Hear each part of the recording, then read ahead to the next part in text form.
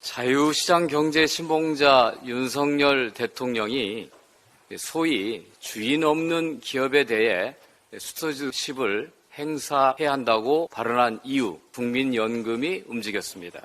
시장에 대한 개입은 KT 사장 선임에서 노골적으로 드러납니다. 그런데 KT 사장에 대해 여당이 언급할 때마다 또 국민연금이 나설 때마다 KT 주가는 떨어집니다. 작년 말까지 KT 주가는 양호한 상태였습니다. 근데 KT 사장 경선 과정의 문제를 제기한 이후 최대 6.75%까지 KT 주가가 떨어졌습니다. 그 뒤 회복한 주가는 다시 구현모 대표가 연임을 포기한다고 하자 다시 또 3.9% 떨어졌습니다. 또 회복해가는 주가는 후임으로 내정된 윤경림 후보가 사의를 표명하자 또 떨어집니다.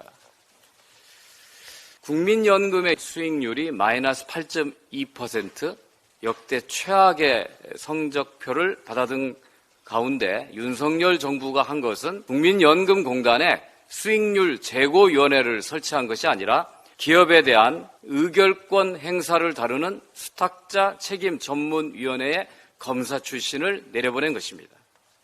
이어서 수탁자 책임 전문위원회 구성을 가입자, 사용자, 지역가치 단체가 각기 3명씩 추천하던 구조에서 추천을 각기 1명씩 빼고 대신 정부 추천 몫을 3명으로 늘립니다.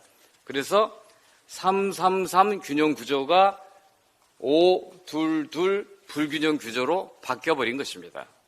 가입자 단체, 사용자 단체, 지역 가입자 간에 이루어진 견제와 균형을 깨버린 것입니다. 윤석열 대통령의 투명한 지배구조를 만들라는 지시는 국민연금에서 건강한 지배구조위원회를 출범시키는 것으로 최근 나타났습니다. 저는 국회 ESG 포럼 공동대표를 맡고 있는데 ESG에서 G가 좋은 거버넌스, 즉 굿 거버넌스라는 얘기는 들어봤지만 헬시 거버넌스란 말은 들어본 적이 없습니다. 문제는 투자와 의결권 행사에 대해서 독립된 의사결정을 해야 하는 국민연금이 대통령의 말 한마디에 따라 움직이고 있는 것입니다. 문재인 정부에서 국민연금 이사장을 지낸 저는 기금 운용의 독립성 보장을 제1의 목표로 세우고 투자 의사결정에서 권력이나 시장의 이해관계자 개입을 철저히 차단했습니다. 그런데 이제 국민연금은 대통령과 정부 여당의 의도에 따라 움직여 갈 것으로 보입니다. 윤석열 대통령이 얘기하는 시장이란 내 입맛에 맞는 시장, 기업은 내 말 잘 듣는 기업이 될 것입니다. 이것은 자유시장 경제에 대한 심각한 위협이 될 것입니다. 도대체 윤석열 대통령은 왜 그럴까 하는 의문이 생깁니다. 결국 그들이 원하는 것은 권력 장악에 따른 전리품일 것입니다.